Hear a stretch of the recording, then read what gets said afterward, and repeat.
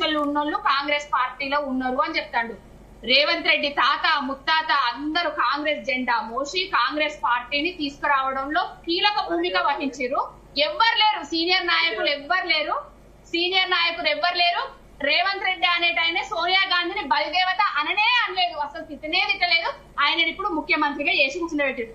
వీళ్ళు పదవుల కోసం కొట్లాట తప్ప, పదవుల కోసం వాళ్ళ సీట్లు కాపాడుకోవడానికి కొట్లాట తప్ప ఈ 5 ఏళ్లు కూడా గిట్లనే గడుస్తుంది.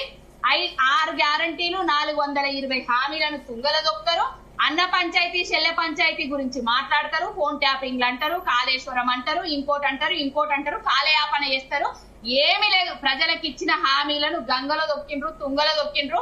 వాళ్ళ ఇంట్లో పంచాయతీలను పెట్టుకుంటారు. రేపు రాబోయే ఎన్నికలల్లా స్థానిక సంస్థల ఎన్నికలే కాదు కదా మాట్లాడండి, స్థానిక సంస్థల ఎన్నికలే కాదు, ఏ ఎన్నికలు వచ్చినా కూడా బుద్ధి ఎప్పుడైతే ప్రజలు బుద్ధి చెప్పడానికి రెడీగా ఉన్నారు. వానాకాలం పంటలు రైతన్నలు వేసుకుంటున్నారు. ఇంకొక విషయము, వానాకాలం పంటలు రైతన్నలు వేసుకుంటున్నారు. మా కరీంనగర్ ఎల్ఎండి డ్యాము ఎండిపోయి ఉన్నది. ఇప్పటి వరకు కెనాళ్ళల్లో నీళ్లు ఇస్తలేరు. కెనాల్ కింద బావి లేని రైతన్నలు కెనాళ్లకు మోటార్లు వేసుకొని పంటలు వేసుకుంటారు.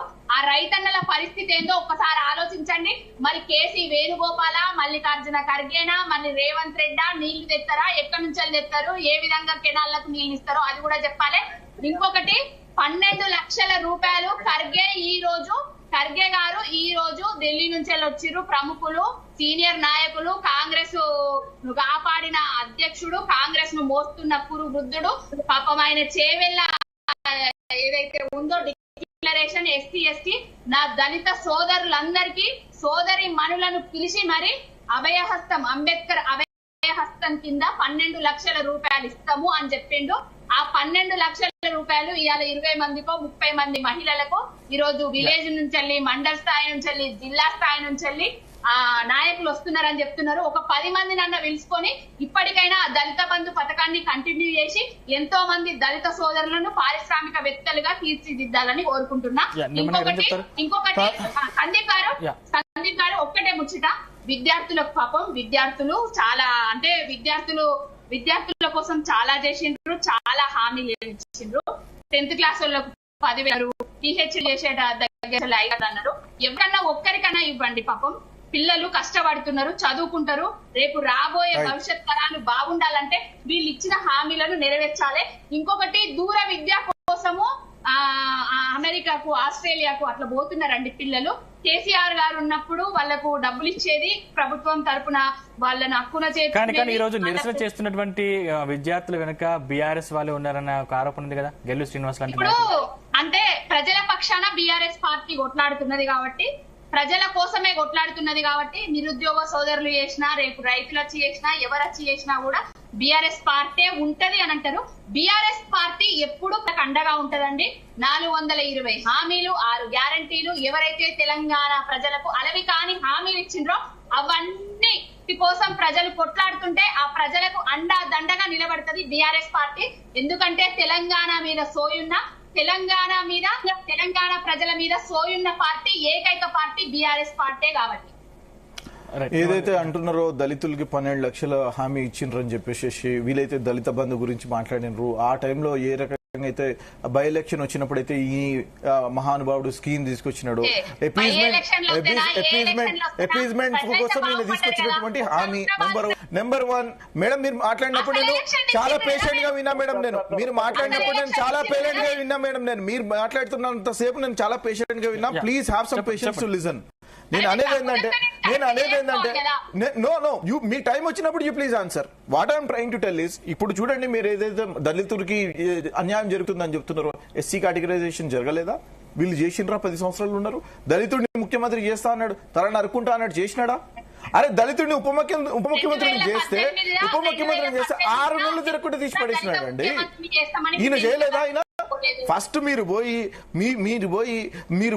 మీ మాజీ ముఖ్యమంత్రి ఫామ్ హౌస్ లో ఉన్నటువంటి మిస్టర్ కేసీఆర్ గారు అడగండి, ఎందుకు మీరు దళిత ముఖ్యమంత్రి చేయలేదని చెప్పేసి. ఆయన క్రెడిబిలిటీ దెబ్బతిన్నది, ఆయన మోసగాడని ప్రజలకు అర్థమైపోయింది, ఆయన జరగలేడు అని చెప్పేసి అర్థమైంది. కాబట్టే ఆయన ఫామ్ హౌస్ ని పంపించారు. పార్లమెంట్ లో వీళ్ళకి గుండు సున్నా వచ్చిందండి. వీళ్ళకి పార్లమెంట్ లో గుండు సున్నా వచ్చింది.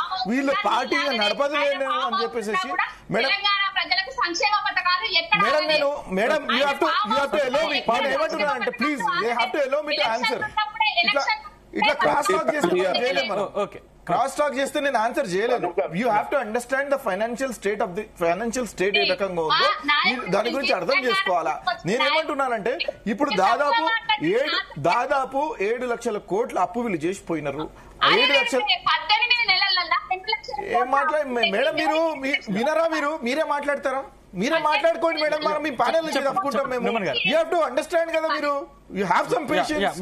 మీరు కంక్లూడ్ చేయండి. నేను అనేది ఏంటంటే 7 లక్షల కోట్లు వీళ్ళు అప్పు చేసి 7 లక్షల కోట్లు కాదు 4 లక్షల కోట్లే. ఏం మాట్లాడుతున్నారు మేడం? 6,75,000 కోట్లు కేటగారికల్లీ మేము గవర్నమెంట్ నుంచి రిలీజ్ చేసినాం. మేము ఎక్కడెక్కడ ఏ డిపార్ట్మెంట్ లో ఏం తప్పు ఉందని మళ్ళీ అబద్ధాలు ఆడుతున్నారు మేడం. ఫ్యాక్ట్స్ ని మార్చకండి మేడం, ప్లీజ్.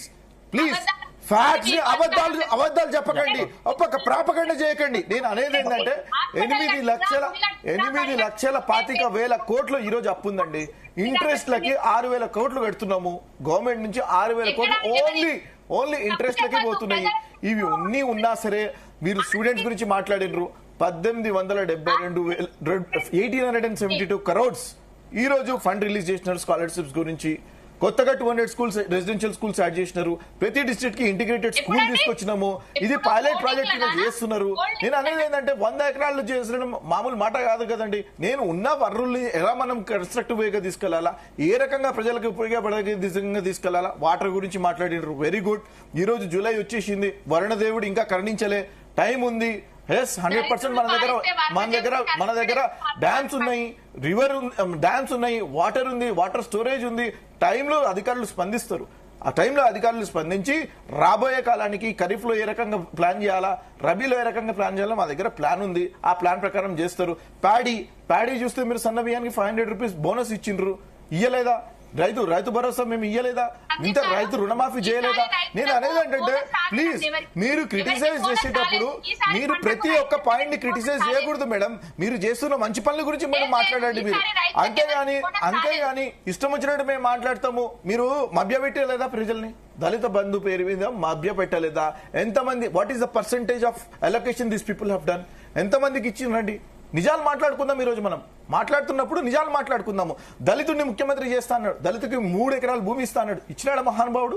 10 సంవత్సరాలు ఉండే కదా, ఇయ్యొచ్చు కదా. నేను అనేది ఏంటంటే బంగారం ఇచ్చిండ్రో మీరు చెప్పాలి. అవునమ్మా, నేను అనేది ఫైనాన్షియల్ సిచ్యువేషన్ బాగాలేదు, అయినా సరే చేస్తున్నాము. అయినా సరే గ్యారంటీల్ని మేము అమలు చేస్తున్నాము. చేయట్లేదా? మీరు చెప్పండి. ఫ్రీ బస్ రావట్లేదా? ఎల్పిజి సిలిండర్ రావట్లేదా? ఇందిరమ్మ ఇల్లు రావట్లేదా? ఇవి గ్యారంటీలో భాగం కాదా? గ్యారంటీల్లో ఉన్న ప్రతి ఒక్కటి సాధారణని మేము చేస్తున్నాము. రెవెన్యూ ఆఫ్ ద స్టేట్ ని మేము పెంచుతున్నాము. మీరు ప్రతి ఒక్కటి క్రిటిసైజ్ చేయడం కాదు. ఎస్, మేము ఉన్నప్పుడు సర్ప్లస్ బడ్జెట్ ఇచ్చిపోయినాం.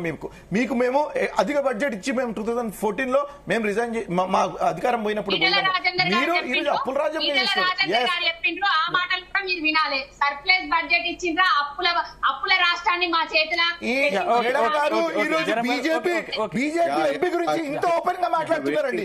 ఈ రోజు బీజేపీ ఎంపీ గురించి ఈటల రాజేందర్ గారి గురించి చాలా ఓపెన్ గా మాట్లాడుతున్నారండి. వీళ్ళకి కావాల్సింది బీజేపీ బీఆర్ఎస్ కలిసి ఆడుతున్నటువంటి ఒక నాటకం. బీజేపీ బీఆర్ఎస్ మెరుగు చేయడానికి వీళ్ళు చేస్తున్నటువంటి ఒక నాటకం. వీళ్ళు బీజేపీ నుంచి 8 మంది ఎంపీలు ఉన్నారండి. బీజేపీ నుంచి 8 మంది ఎంపీలు ఉంటే వీళ్ళు స్టేట్ బడ్జెట్ ఎంత తీసుకొచ్చిండ్రండి? నేషనల్ బడ్జెట్ నుంచి what is the percentage this people have brought? ఈ 8 మంది ఎంపీలకి 2 కేబినెట్ మినిస్టర్లు ఉన్నారండి. 2 కేబినెట్ మినిస్టర్లు ఉన్నారు. ఏ రోజైతే మీరు బడ్జెట్ తీసుకొచ్చిండ్రా? Please understand budget. Sir Sandeep గారు ఆప్తా ఆన్సర్ అండి. ఈసారి కాంగ్రెస్ టీఆర్ఎస్ ఏమంటుందంటే బీజేపీ టీఆర్ఎస్ అని నేనేమంటా సార్ అంటే ఏదో ఒక పార్టీతో అలయన్స్ లో ఉంది బీజేపీ అనేది.